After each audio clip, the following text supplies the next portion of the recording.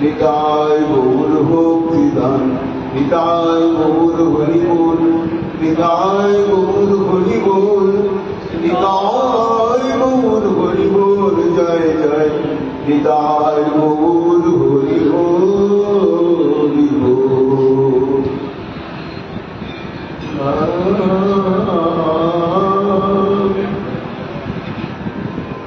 আহা বৃন্দাবনেশ্বরী আহা বৃন্দাবনেশ্বরী তোমার চরণ নুপুরের ধ্বনি শুনিব কি শ্রুতি ভোরে তোমার চরণ নুপুরের ধ্বনি শুনিব কি শ্রুতি ভোরে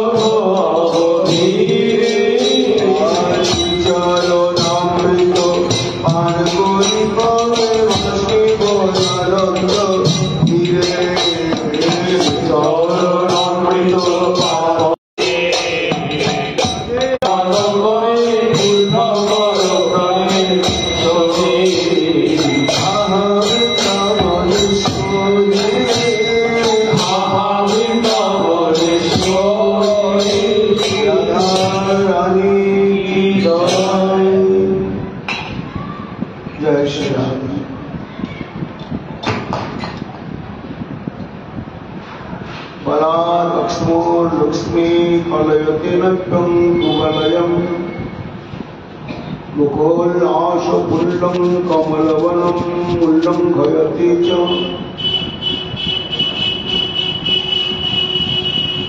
दोषं कष्टामष्टापदमपि नैताङ्गिकरुचि विचित्रं राधाख्यमपि किल रूपं विलसति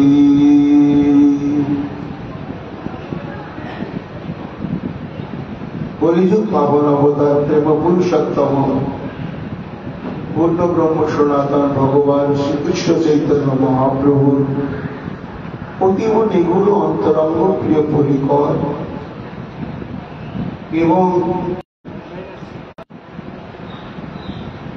राधागत निष्ठा राधागत प्राण आनते पारले राधा कंकर्ष कखनो लाभ करा जाबे ना एटी महाजन गणे साधन भजन लब्ध अभिज्ञतार सन्तान फलश्रुति पूज्यपाद प्रबोधानंद सरस्वती पाद तार समग्र दृष्टान्त तुले धरेছেন যে রাধা দাস্য পাওয়ার লালসায় লালসাতুর যে সমস্ত সাধকগণ তাদের জীবন সাধনাটি কেমন হবে, তাদের শ্রবণীয় কীর্তনীয় বন্দনীয় স্মরণীয় প্রসঙ্গটি কেমন হবে সেই প্রসঙ্গে তিনি রাধারস সুধানিধি শ্রীগ্রন্থে 254 সংখ্যক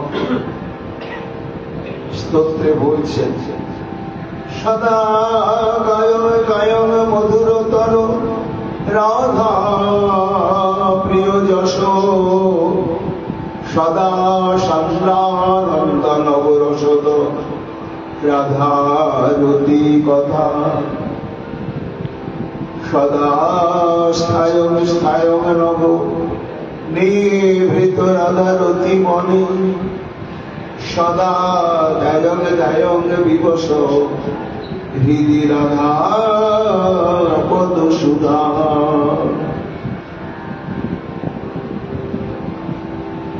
সদা স্থায়ং স্থায়ং নবনিভৃত রাধারতি।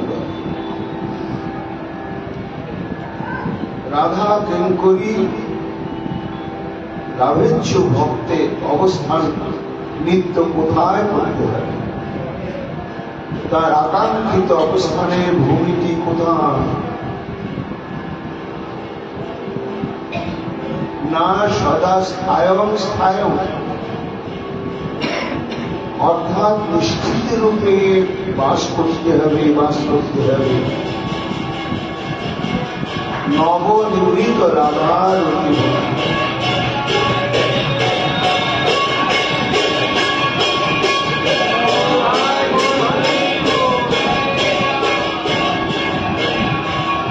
এই নিভৃত রতি মনটি হচ্ছে নব। নব বলার তাৎপর্য হচ্ছে নিতাই গৌর হরিবোল, গৌর হরিবোল, হরিবোল, হরিবোল।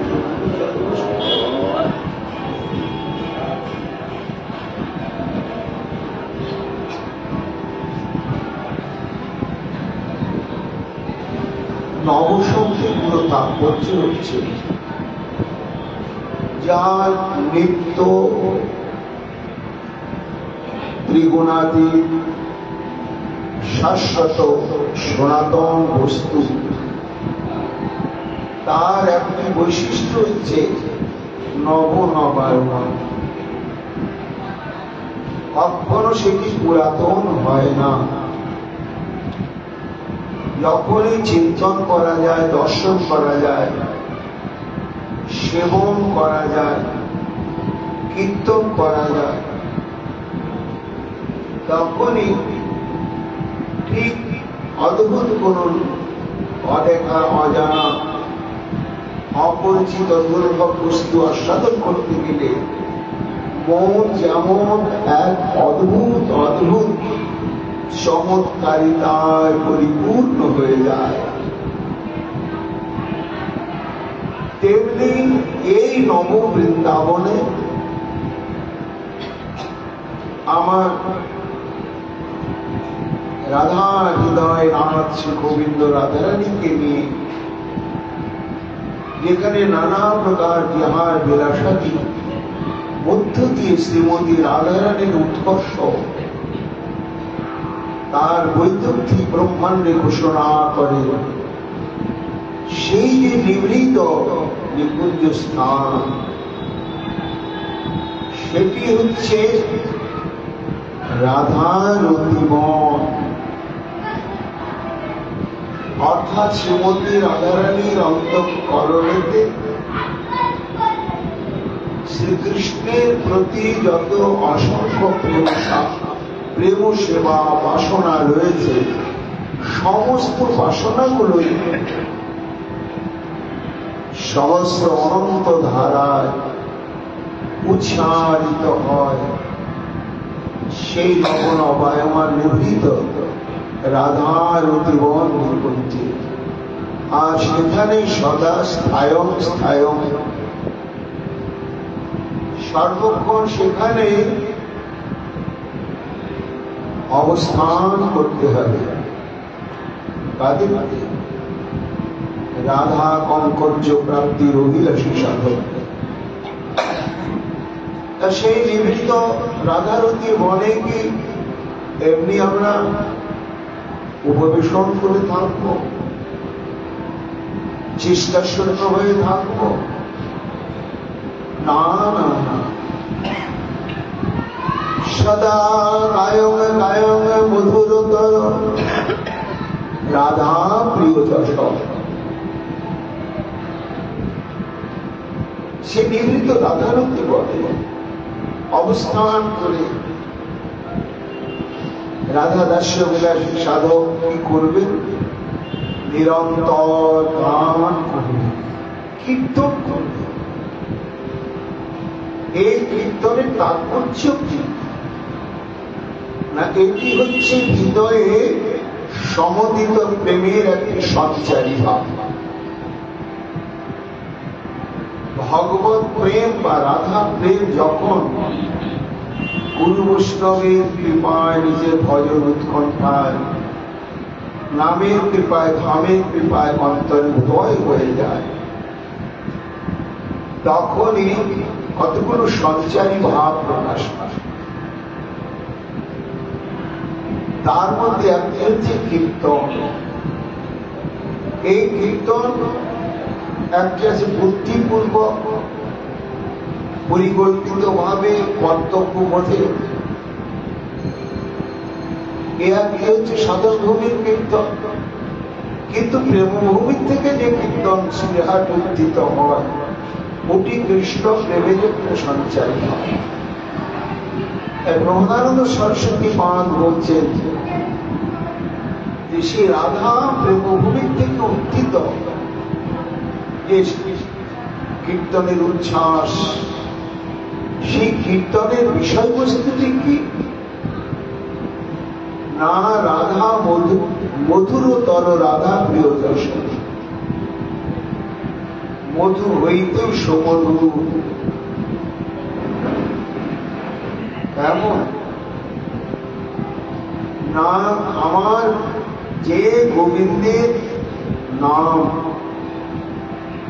সমস্ত প্রকার দুঃখ পাপ পিতাপের জ্বালা প্রশমন করে সর্বত্র আহ্লাদিত করে। তুণ্ডে তাণ্ডবে নিরতি বিতরতি তুণ্ডা বলি লব্ধাই কর্ণ ক্রোড় কলম্বিনী ঘটয়তে কর্ণাত্মকে বসতে হয়। এই যে চেতু প্রাঙ্গণ সঙ্গিনী সঞ্জায়তে ইন্দ্রিয়া নাম,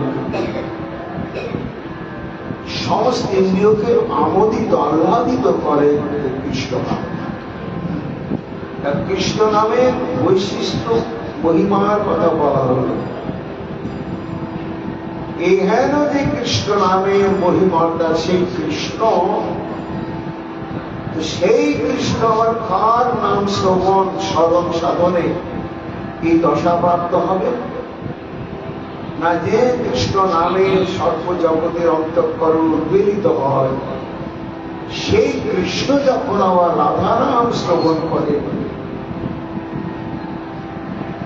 তখন রাধা নামের এমন আস্বাদ্য গুণ প্রভাব, তখন ওই সর্বেন্দ্রিয়া নাম প্রতি আমার গোবিন্দের সর্বেন্দ্রিয়কে প্রভাবান্বিত করে, রাধাময় করে তোলে।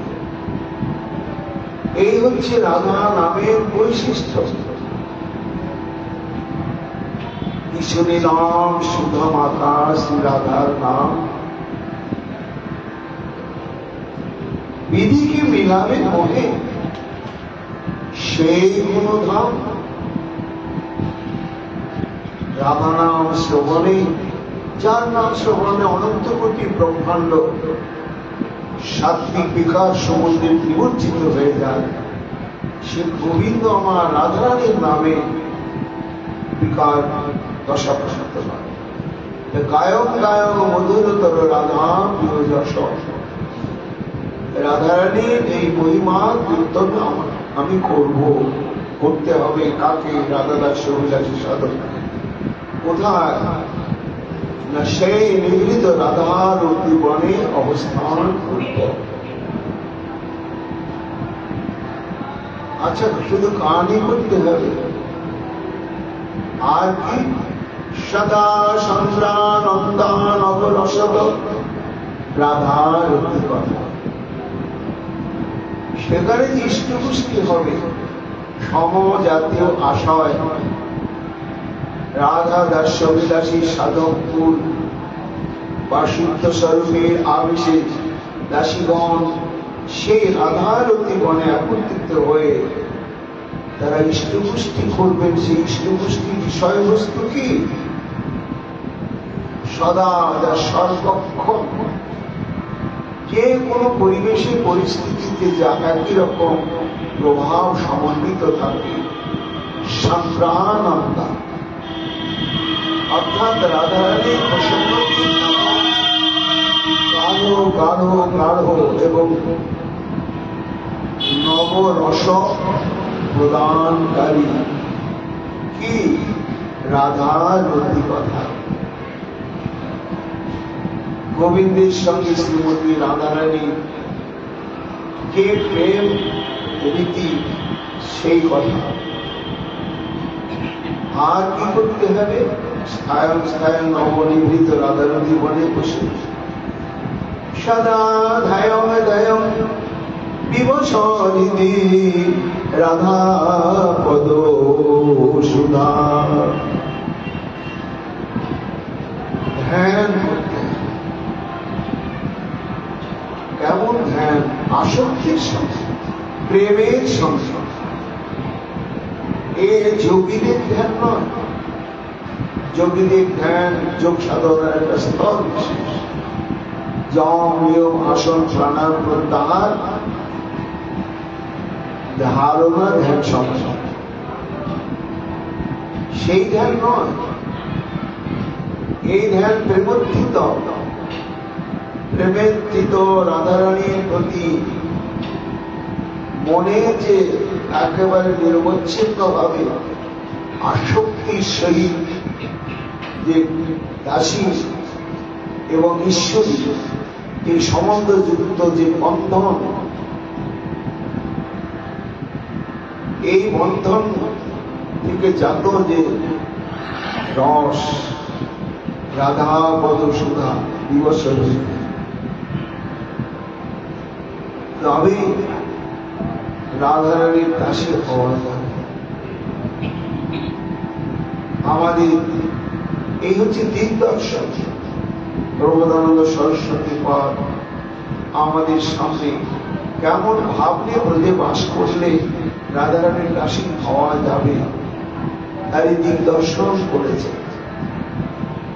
তাহলে এই যে নবরস রাধারতি কথা, এই রাধারতি কথার প্রসঙ্গই হচ্ছে এই শ্রীমতী রাধারানীর প্রসঙ্গ।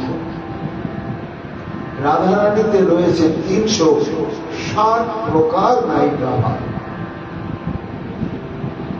এই 360 প্রকার নায়িকা ভাবে এক এক প্রকার প্রকরণে যে অজস্র অনন্ত রসধারা প্রবাহিত হয়েছে, তা সীমিত পরমায়ুনে একটি জীবনে একটি মানুষ রাধারানীর একাকটি নায়িকা ভাবে আস্বাদন করে শেষ করতে পারে। এই যে এতগুলো নায়িকা ভাব প্রসঙ্গ, এই হচ্ছে নব রসদ রাধার কথা। এটি যেমন একান্তে নির্জনে স্মরণ করতে করতে স্ফূর্তির একটা আনন্দ হয়, আবার সমজাতীয় আশয় একাধিক অন্তরঙ্গ ভক্তকে নিয়ে সেই প্রসঙ্গ অনুশীলন করতে করতে একটা অপার আনন্দের উদয় হয়। এই জন্য বারবার আমাদের শ্রবণ কীর্তনের বিষয় হচ্ছে এই রাধারানী। মধুর মধুরতর রাধা প্রিয় যশ বলিলা গান কর হইয়া বিবশ সান্দ্রানন্দ অভিনব রসদ সদন রাধারতি কথা সদা করিব কীর্তন নিরন্তর নিরজনে রাধারতি বনি অবস্থান করিব কি সদানন্দ মনে প্রেমেতে করিব ধ্যান রাধা পদ সুধা মোর চিত্ত বিবশ হইবে সর্বদা, হেন শুভ দিন মোর কতদিনই হবে, ঘনে শ্রী প্রবোধানন্দ সদায়াত্ম রবে। সেই রাধারানীর প্রসঙ্গ রূপ গোস্বামী পাদ বলছেন উজ্জ্বল নীলমণিতে, যে আমার গোবিন্দের মতো রাধারানীর অনন্ত অনন্ত গুণ। এই অনন্ত অনন্ত গুণের মধ্যে মুখ্য হচ্ছে 25টি গুণ। তা এই 25টি গুণের যে পরিচয়, সেটি আমাদের মনে থাকুক না থাকুক, শ্রবণ কীর্তন করতেই হবে এবং করতে করতে স্মৃতিতে সংরক্ষিত হবেই হবে। রূপ গোস্বামী পাদ তার শ্রী উজ্জ্বল নীলমণি গ্রন্থেতে এই 25টি গুণের প্রথম গুণের কথা বলেছেন, সেটি হচ্ছে রাধারানী মধুরা। মধুরা শব্দের তাৎপর্য কি? মধু চাটলে কি মিষ্টি না, মধুরা শব্দের এক বিশেষ তাৎপর্য হচ্ছে চরম পরম অনন্য সাধারণ মাধুর্যবতী। রমণী বিগ্রহে মাধুর্য থাকে, যেমন লক্ষ্মী দেবী, সত্যভামা, পার্বতী দেবী ইত্যাদি দেবী বিগ্রহে রয়েছে, কিন্তু সেগুলো অধিকৃত তুচ্ছীকৃত আমার রাধারানীর এই নবনবায়মান মাধুর্যের কাছে। কেননা সেখানে তাদের যত সৌন্দর্য থাকে, আমার ছোটবেলায় মনে পড়ে কালী করে না বিভিন্ন দুর্গা লক্ষ্মী ইত্যাদি পূজাকে ঠাকুর বানাবে। আধুনিকতার সাথে আমার এখন ঠাকুর বানানোর পরে রং করার পরে ঘাম তেল দেওয়া হবে। ঘাম তেল দিলে বিগ্রহের চকচক চকচক চকচক করে, আর অল্প স্বল্প জলে ছিটা পড়লেও ওটা নষ্ট হয়। প্রতিমাকে সুন্দর করে যত চিত্রিত করা হোক, তাতে যদি ঘাম তেল দিলে সেটি যেমন চাকচিক্যময় হয়ে ওঠে, তেমনি অনন্ত কোটি ব্রহ্মাণ্ডে এই রক্তে মাংসে করা কোন রূপসী তুলনাই হয় না। সেখানে দেবীর উপাধি তাদের যে রূপ, সে রূপ রাধারানীর সঙ্গে তুলনা হয় না। কেন? রাধারানীতে কি আছে আর ওদের মধ্যে কি নাই, যার জন্য রাধারানীর রূপ এমন নয়। ঘাম তেলটা আছে রাধারানী, সে ঘাম তেলের নামই হচ্ছে কৃষ্ণ সুখৈক তাৎপর্যময়ী সেবা বাসনাময় কৃষ্ণ প্রেম। এই কৃষ্ণ প্রেম সর্বাত্মক ভাবে, যে প্রেমের কাছে আমার গোবিন্দ সর্বশক্তিমান হয়েও তিনি সর্বসম্পদের অধীশ্বর হয়েও তিনি ঋণ স্বীকার করতে বাধ্য। একে একে প্রথম গুণ হচ্ছে মাধুর্যবতী।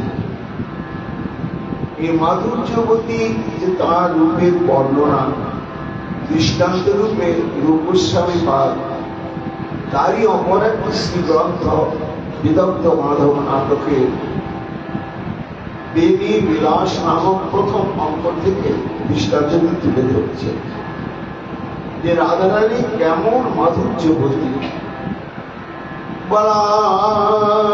লক্ষ্মণ লক্ষ্মী কলয়জ লব্ধম কুবলয় মুকুল্লাস পুল্লং কমলবন পুল্লং ক্ষয়তে চ দশানং কষ্টামষ্টা পদমপি নয়তাঙ্গি করুচি বিচিত্রম রাধায়া কিমপি কিল রূপম বিলসতি।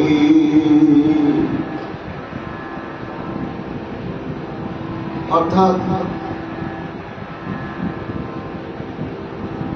সঙ্গে এটি পূর্বরাগ দশা। এই পূর্বরাগটি রাধা গোবিন্দের শৃঙ্গার রসের শুভারম্ভ হয়েছে। আর এই শুভারম্ভের উদ্যোক্তাই হচ্ছে অঘটন ঘটন সম্পাদিকা যোগমায়াজি।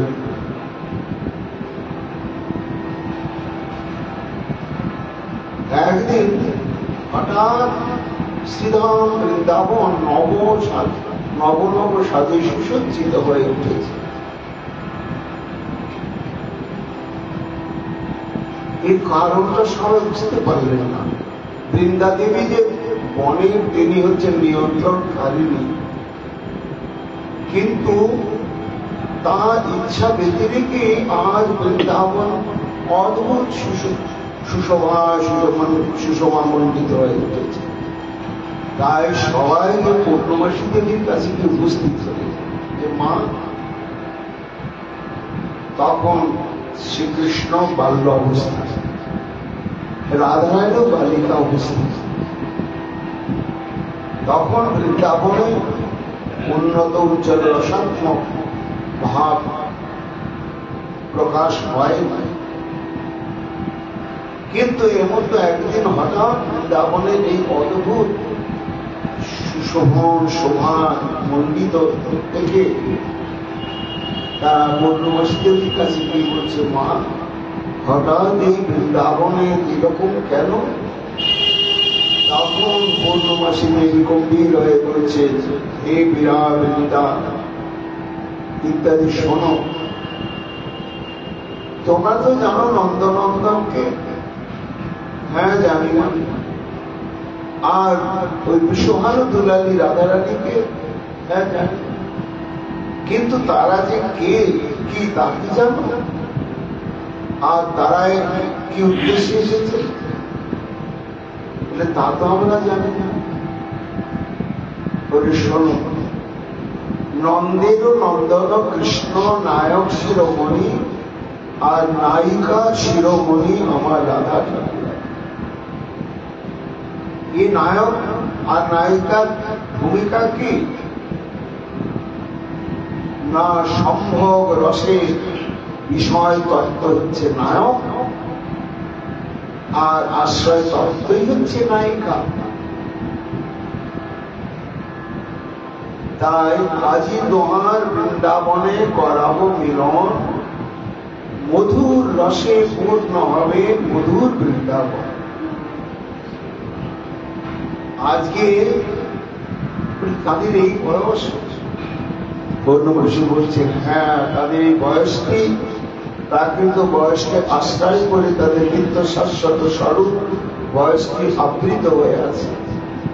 কিন্তু সেই বয়সের অপেক্ষায় যদি আমরা থাকি, তাহলে লীলা অনুকরণীয় হয়ে যাবে, সাংসারিক মানুষের কাছে অনুসরণীয় হবে না। তাই তারা নিত্য কিশোর নিত্য কিশোরী যথাবস্থিত বয়স তাদের যেমনই হোক, যখনই তারা পরস্পর সান্নিধ্য প্রাপ্ত হয়, তখনই তাদের সেই স্বরূপটি প্রকাশিত হয়। তাই আজ এই বৃন্দাবনে তোমার করাবো মিলন, মধুর রসে পূর্ণ হবে মধুর বৃন্দাবন। কি করে মিলন হবে? তখন পূর্ণমাসী বলছেন, তোমরা কেউ চিন্তা করো না, আমি সব ব্যবস্থা করব। এই বলে পূর্ণমাসী দেবী তখন ধীরে ধীরে যাচ্ছেন শ্রীমতী রাধারানীর অনুসন্ধান। তা যখন অনুসন্ধানে যাচ্ছেন, তখন শ্রীমতী রাধারানী পূর্বরাগ দশা প্রাপ্ত হয়েছে। কৃষ্ণের নাম শ্রবণ করে অপরিণত বয়সে, পরিণত বয়সের যে প্রভাব সেটি তার অন্তঃকরণে এসে রাধারানী অদ্ভুত এক দশা প্রাপ্ত হয়েছে। পূর্ণমাসী দেবী চিন্তা করছেন, এই বয়স, আর আমি চাইছি এখনই শুরু করতে সেই উন্নত উজ্জ্বল রস। তার রাধারানীতে সেই ভাব এসেছে কিনা। এই বলে পূর্ণমাসী দেবী যেতে যেতেই রাধারানীর প্রতি দৃষ্টি পড়ল সহসা। যখন সহসা দৃষ্টি পড়ল, ওই দিন পূর্বরাগ দশা প্রাপ্ত রাধারানীর অন্তঃকরণে কৃষ্ণ প্রেমের উদয় হয়েছে। তাই তার মাধুর্য সীমা অনন্য সাধারণ স্বরূপ। সেটি পূর্ণমাসী সমযুক্তির দ্বারা বিদগ্ধ মাধব নাটকে ব্যক্ত করেছেন রূপ গোস্বামী পাদ। উজ্জ্বলের গণিতে মধুরা অর্থাৎ 25 প্রকার গুণের প্রথম গুণ এই মাধুর্যবতী, এটাই দৃষ্টান্ত তুলিলেন। বলাদ অক্ষ্মলক্ষ্মী কলরদীন অভ্যং কুবলয়ম। পূর্ণমাসী দেবী রাধারানীকে দর্শন করে নিজের মনেই বলছেন, আহা, এই তো দেখলাম দুদিন আগে বালিকা পুতুল খেলা নিয়ে প্রমত্তরা আমার রাধারানী, কিন্তু একে বিচিত্র রূপ দেখে কি মনে হচ্ছে মুকুল নাশফুল্লম কমলবনোল্লম হয়েছে। রাধারানীর যে বদন, সেটি বদন এমন সত্য প্রস্ফুটিত স্বর্ণ কমল,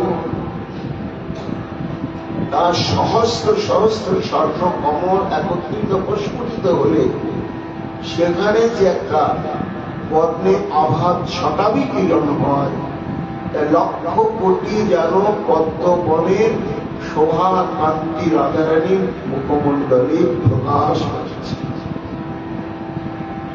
কি অদ্ভুত! আবার বলা লক্ষ্মী কলয়ম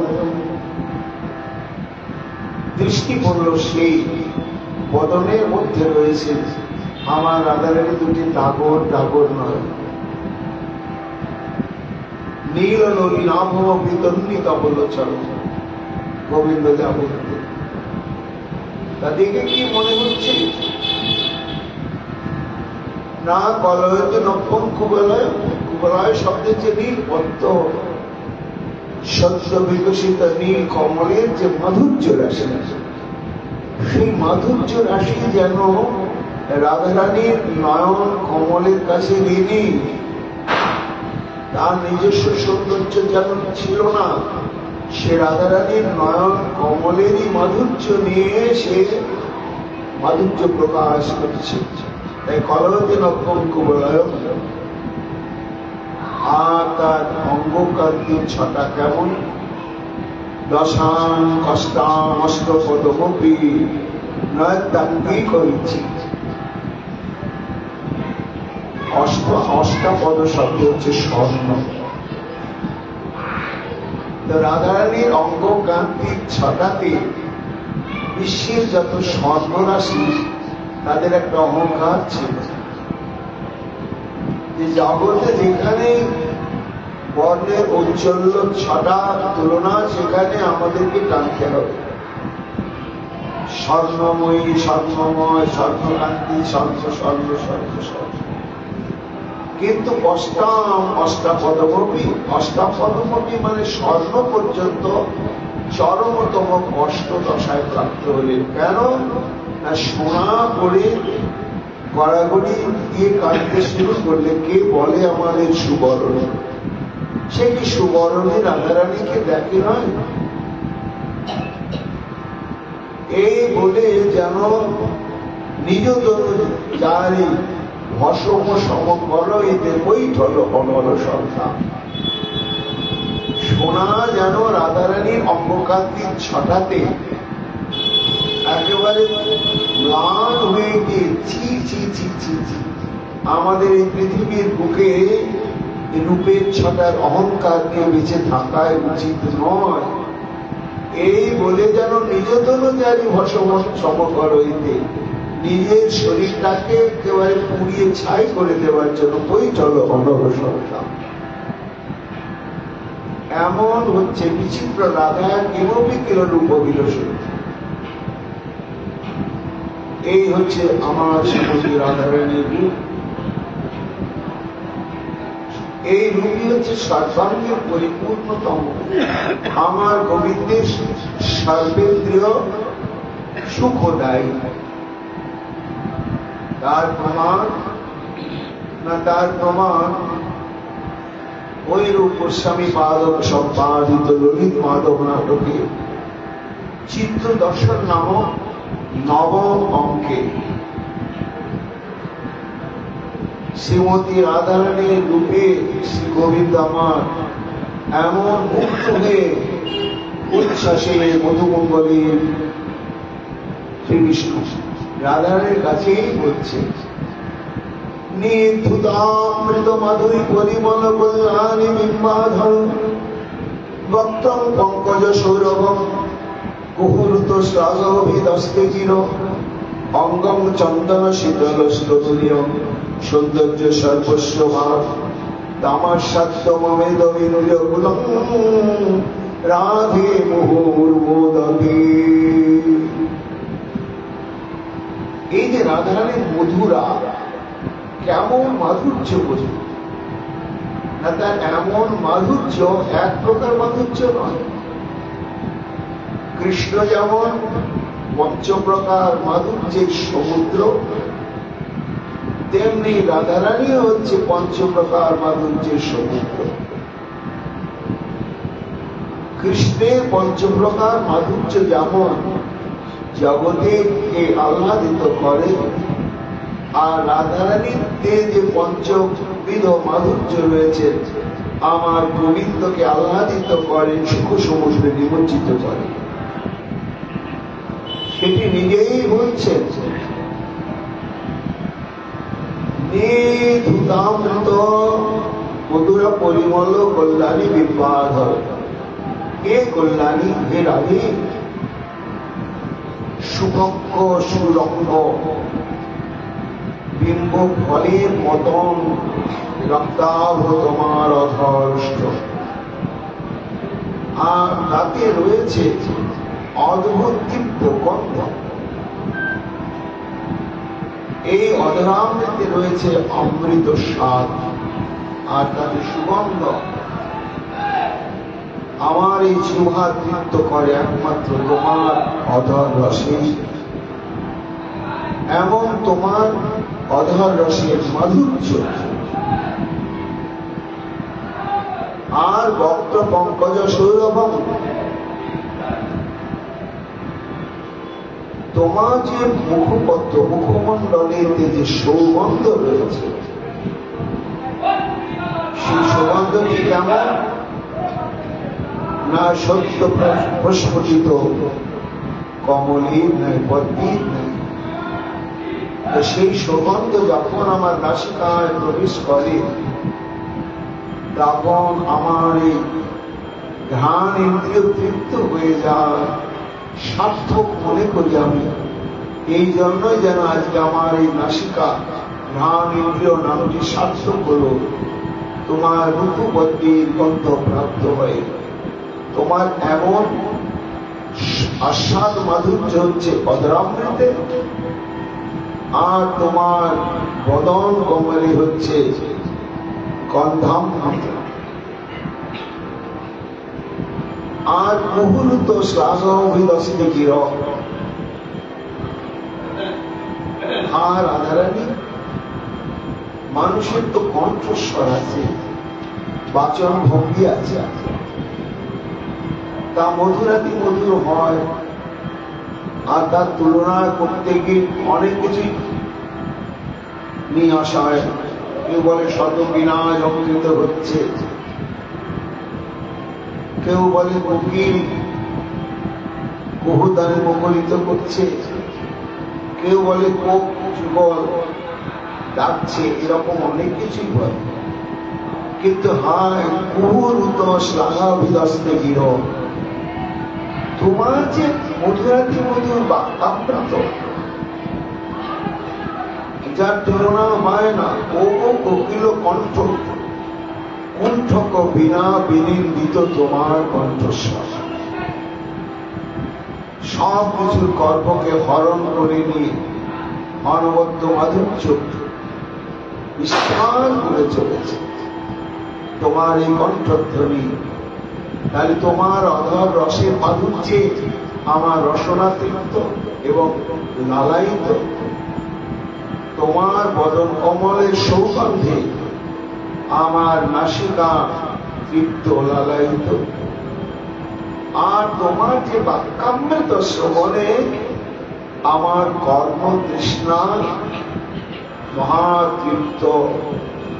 এই তোমার বচন মাধুর্যের বৈশিষ্ট্য। আর রাধে অঙ্গম চন্দন শীতল স্তনীয়ম, তোমার যে অঙ্গ, রাধারানী তো হচ্ছেন শ্যামা নায়িকা।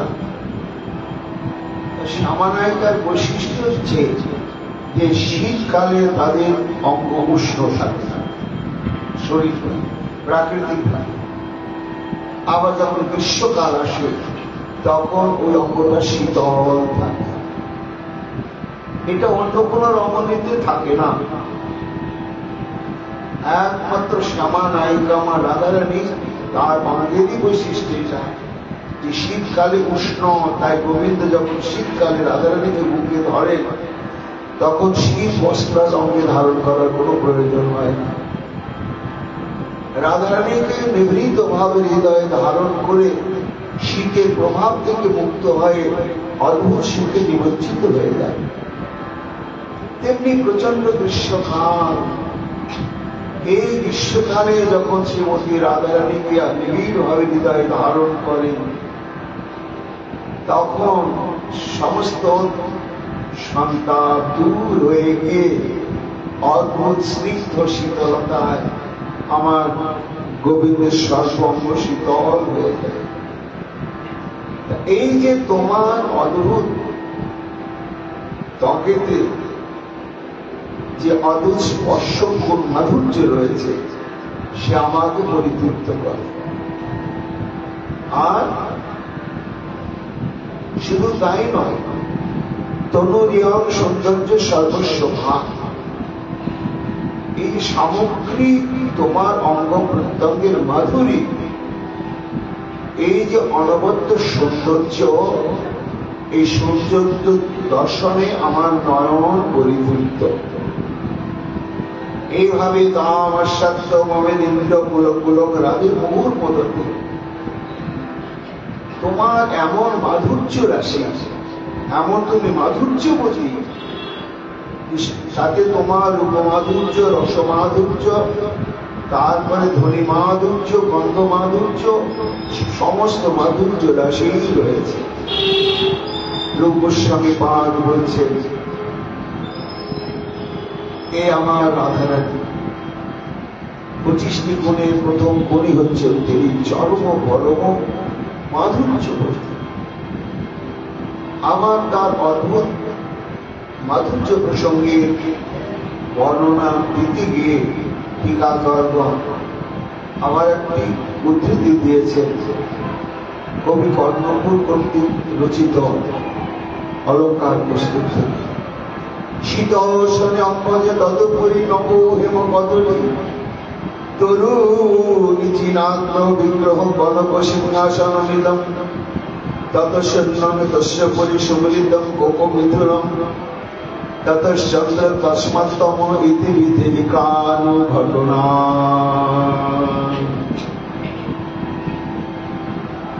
রাধারানীকে দর্শন করে পূর্বরাগ রসায় আমার শ্রী গোবিন্দ তার সামগ্রিকভাবে মাধুর্যের বর্ণনা করতে গিয়ে সখার কাছে বলছেন, সখা আমি কি দেখলাম অদ্ভুত বিধাতার বিস্তৃত অদ্ভুত বিস্মৃত নির্মাণ কৌশল। কিরকম জানো না, যখন আমি তাকালাম নিচের দিকে তখন আমি কি দেখলাম, শীতোষণে অম্বুজে বৃন্দাবনের ভূমির উপরে লাল টুকটুকে পদ্ম বিকশিত হয়ে আছে। বলে জলে তো পদ্ম হয়, তুমি কোথায় দেখলে সখা? বলে জল পদ্ম নয়, এটা স্থল পদ্ম। স্থল পদ্ম, স্থলে হয়তো কি পদ্ম। ও তা হতে পারে, তাতে কি আশ্চর্য হওয়ার কি আছে? শনে অম্বুজে তদুপরি নব হেম কদলী। আবার দুটো অদ্ভুত পদ্মের উপরে দেখলাম সোনার কদলী বৃক্ষ। কেমন কদলী বৃক্ষ জানো? উলট রম্ভা। কদলী বৃক্ষকে যদি উল্টো করে রাখা হয় তাহলে নিচের দিকে সরু, উপরের দিকে ক্রমে ক্রমে স্থূল দেখা যায়। ঠিক তদুপরি নব হেম কদলী। সেই দুটো পদ্ম ফুলের উপরে দেখলাম উল্টো করে রাখা স্বর্ণ কদলী তরু। নিচিনাগ্রহ বিহ কনক সিংহাসনমিদম। তার উপরে দেখলাম অদ্ভুত স্বর্ণ সিংহাসন। মধুমঙ্গল বলছি অদ্ভুত ব্যাপার, দুটো পদ্ম ফুল, তারপরে তার উল্টো করে রাখা কদলী বৃক্ষ, তার উপরে দেখবে স্বর্ণ সিংহাসন, অদ্ভুত। তারপর সরকার কি দেখলে? তারপরে দেখলাম শূন্য, অর্থাৎ কিছুই না, যেন নেই, শেষ না। তারপরে যখন দৃষ্টি দিলাম দেখলাম আছে কি আছে না, দেখলাম সুমিলিতম কোকবিধুলম। চক্রবাক এবং চক্রবাকী তার উপরে অবস্থান করছে, স্বর্ণ সিংহাসনের উপরের দিকে। ততশ্চন্দ্র তস্মাত্তম। তার উপরে চক্রবাকী, তার উপরে দেখলাম এক অদ্ভুত চন্দ্র, যে চন্দ্র জগতের চন্দ্রের সঙ্গে তুলনা করা যাবে না।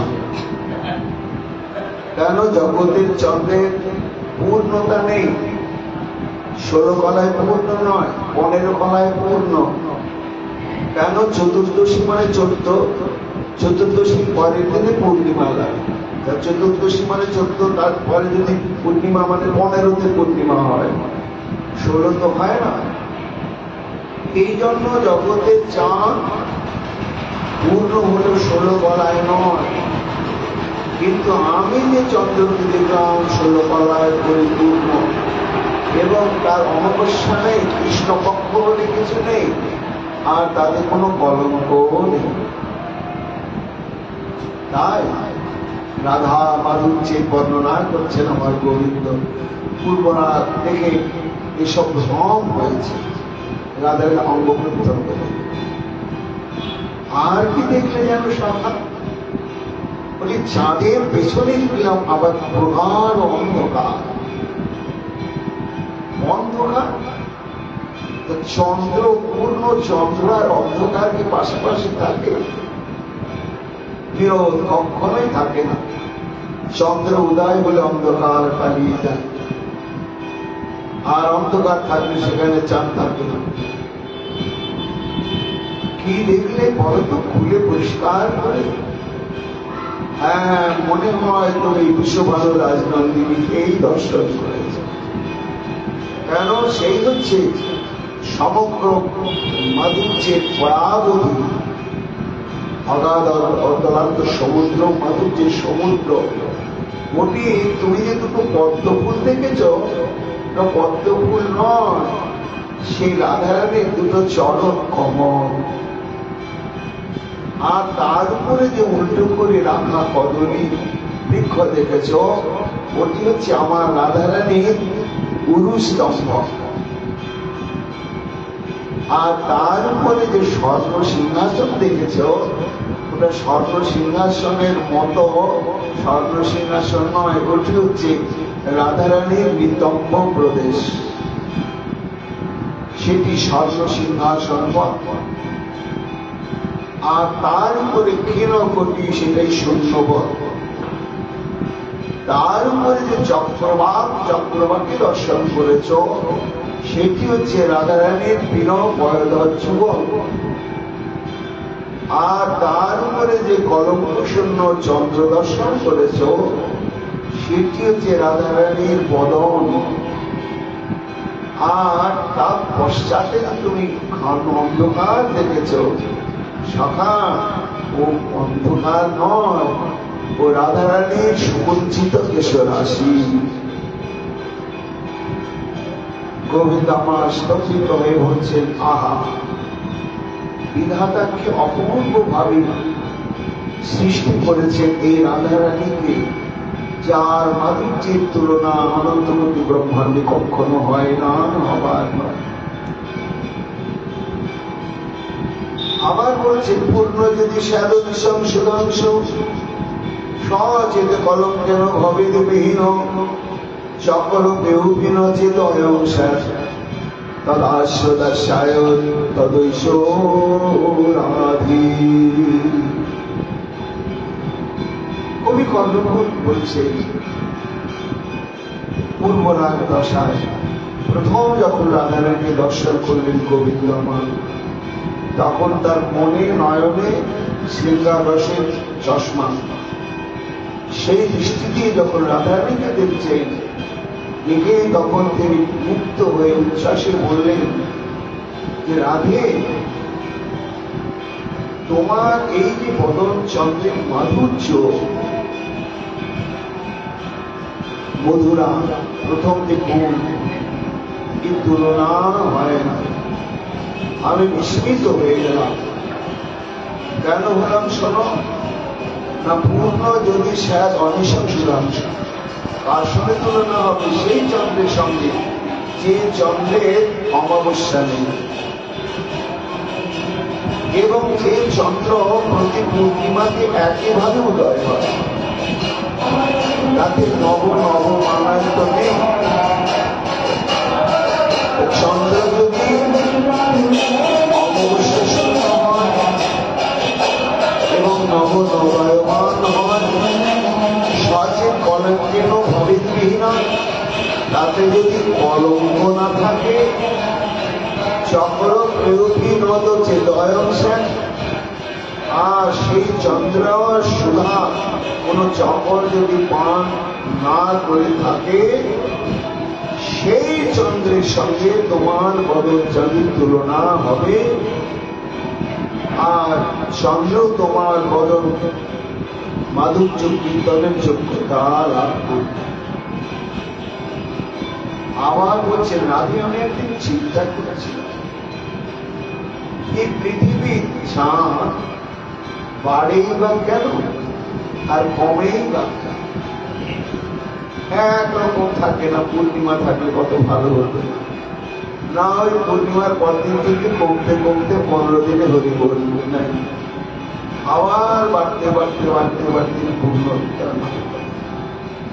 আমি একদিন ভাবছিলাম, গোবিন্দ পূর্বরাগ দশায় রাধারানীকে বলছে যে তার বদন মাধুর্যের মহিমাটি কেমন। বলে ভেবে ভেবে এই বিধাতা যে অমাবস্যার পূর্ণিমা কেন ঘটায়, এর কারণটা খুঁজে পেয়েছে। রাধারানী বলছে, বধূ, কি কারণ তুমি খুঁজে পেলে? না, নষ্ট নষ্ট প্রতি কুহু মুহুর পূর্ণতাম এটি চন্দ্র রাগাং রাগাং প্রতিনত ভাবে অন্যরূপ কলা। বিধাতা যখন এই চাঁদটা সৃষ্টি করলে, করে পৃথিবীকে দিয়ে রাত্রিকাল অন্ধকারে মানুষের কত কষ্ট হতো, কিন্তু যখন পূর্ণ চন্দ্র আকাশে উদয় হল, তাপ নেই, স্নিগ্ধ মহাশীতল, অথচ উজ্জ্বল আলো, সমগ্র বিশ্ববাসী বিধাতাকে খুব প্রশংসা করতে লাগলো।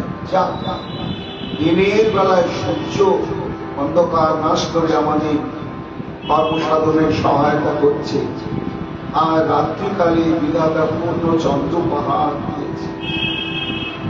বিধাতারও খুব অহংকার, যে আমি এমন একটি বস্তু দিয়েছি মানুষ অনাদিকাল প্রশংসা করবেই যাবে। কিন্তু রাধারানী, তুমি যখন বৃষভানুকুল চন্দ্রমা, বৃষভানুকুলরূপ সিন্ধুতে সমন্বিত হলে,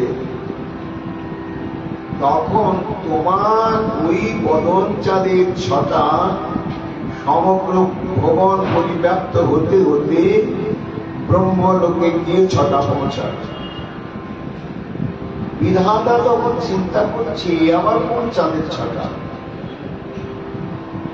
তখন সেটিকে অনুসরণ করে নামতে নামতে নামতে নামতে এসে দেখছে বৃষভানুপুরে অদ্ভুত এক বৃষভানুকুল সিন্ধুতে সমন্বিত হয়েছে রাধা বদন চন্দ্র। হায় হায় হায় হায়, এই চন্দ্রের অমাবস্যা পূর্ণিমা তোলে আমার চন্দ্রালোকে কেবল অন্ধকার নাশ করে, কিন্তু অজ্ঞানতার অন্ধকার নাশ করতে পারে না। আর রাধারানীর অঙ্গকান্তির ছটা যদি কোন ভাগ্যবানের অন্ধকার পরশ করে, অনন্ত জন্মের অন্ধকার জ্ঞান অন্ধকার দূর হয়ে যায়। তখন বিধাতা মনে করলে নান্য হেতস্তথীয় রাধে বিশ্ব বিশ্ব দলাস্য।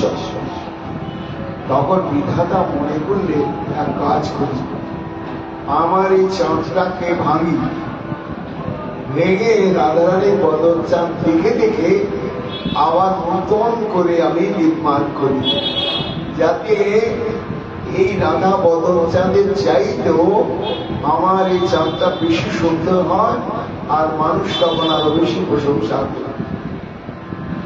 গোবিন্দ বলছেন, জানো রাধারানী, এই মনে করে বিধাতা তখন ভাঙতে শুরু করলো আকাশের চাঁদটা।